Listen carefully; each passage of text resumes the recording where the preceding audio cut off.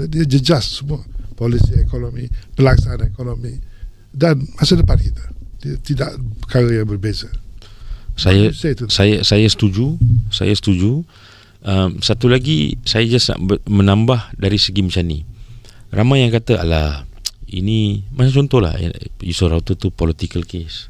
Jangan campur lah. Itu biar dia orang selesaikan lah. Tak apalah, ini tak ada kaitan. Tidak apa attitude, biar dia orang selesaikan. Ini tidak apa attitude, ini bahaya. Bahaya sebab bila kita terlalu tidak apa, dan kita disengage atau disattach atau kita terpisah daripada apa yang sedang berlaku di atas.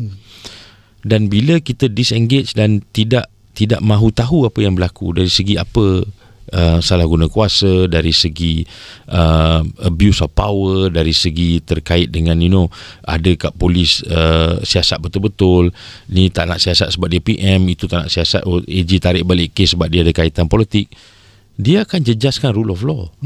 Dan bila rule of law tu terjejas, itu bermaksud orang yang kaya dan berkuasa dan berpengaruh, dia tahu macam mana nak salah gunakan undang-undang. Dan kita yang di bawah ni membiarkan. Then dia akan jadi terlalu bahaya. Bila terlalu bahaya, society will drop, society will go.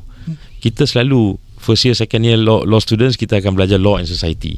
Kita akan tengok macam mana law tu boleh membentuk society tersebut.